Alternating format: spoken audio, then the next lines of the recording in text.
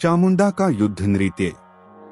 कहा जाता है जब युद्ध सिर्फ तलवार से नहीं बल्कि आत्मा से लड़ा जाता है तो देवियां स्वयं रणभूमि में उतर आती हैं।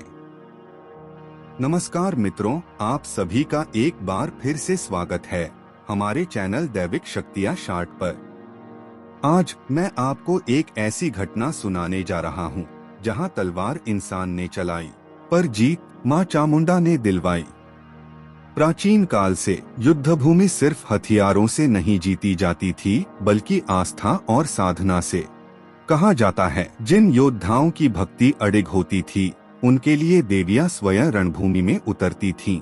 हमारे इतिहास में ऐसी अनेक कथाएं दर्ज हैं जहां युद्ध के निर्णायक क्षण पर अदृश्य शक्तियों ने अपने साधक की रक्षा की। रावण, आल्हाउदल, विक्रमादित्य, इन सब के पीछे एक रहस्य था, साधना। इसी पर आधारित एक सत्य घटना है।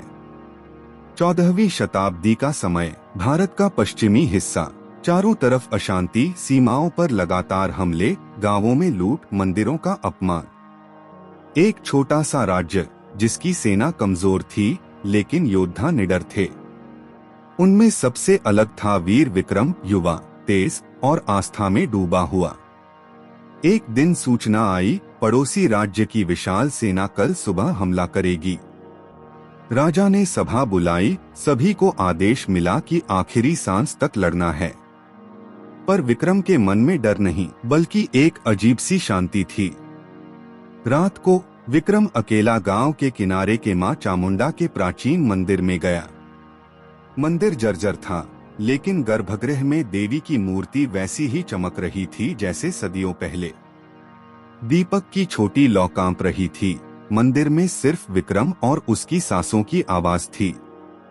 विक्रम ने अपने कवच को उतारा, जमीन पर बैठा और आंखें बंद करके जप शुरू किया। जप बढ़ने लगा और हवा में धूप और चंदन की महक फैल गई।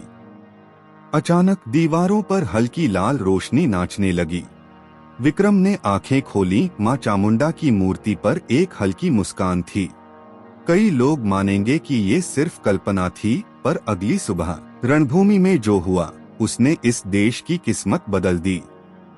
सुबह मैदान में दो सेनाएं आमने सामने, दुश्मन की संख्या 3 गुना अधिक।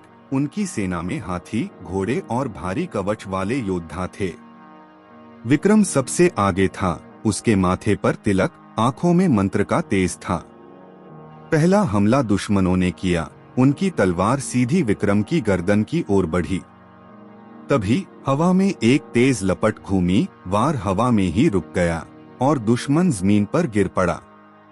विक्रम ने तलवार घुमाई और उसके साथ एक विशाल लाल छाया भी घूमी, मानो कोई अदृश्य शक्ति हर वार को कई गुना बढ़ा रही हो। हर कदम पर जमीन लाल हो जाती, हर वार पर दुश्मन पीछे हटता। उनके चेहरे पर भय था। ये युद्ध इंसान के खिलाफ नहीं, देवी के खिलाफ था। कुछ सैनिक चिल्लाए, ये आदमी नहीं, चामुंडा देवी हैं। धीरे धीरे पूरा दुश्मन दल पीछे हटने लगा, पर विक्रम के चारों ओर लाल आभा का नृत्य और भी तेज हो गया। दुश्मन का सबसे बड़ा योद्धा 7 फुट लंबा, भारी कवच में सीधे विक्रम की ओर बढ़ा। दोनों में भिड़ंत हुई, लेकिन जैसे ही उसने वार किया, लाल आभा ने उसे घेर लिया और उसका कवच टूट गया। वो घुटनों पर गिरकर बोला, माँ मुझे बचा लो, और भाग गया। कुछ ही घंटों में दुश्मन की सेना मैदान छोड़ भाग गई। पर सबसे बड़ा रहस्य युद्ध के बाद उजागर हुआ। शाम को मैदान शांत था, सिर्फ घायल और टूटी तलवारें बची थीं। विक्रम अपने घोड़े पर मंदिर लौटा, माँ की मूर्ति के सामने बैठा, सिर झुका दिया। वह धीरे से बोला, ये मैं नहीं माँ, ये आपका युद्ध था। दीपक की लौ अचानक बहुत तेज हुई। एक पल के लिए मूर्ति की आंखों में चमक आई और मंदिर के बाहर लाल आभा ने आखिरी बार नृत्य किया, फिर हवा में विलीन हो गई। शायद आप इसे कहानी समझे, लेकिन जिनकी आस्था अटल है उनके लिए ये सिर्फ कथा नहीं बल्कि प्रमाण है कि जब मां साथ हो तो रणभूमि में हार असंभव है।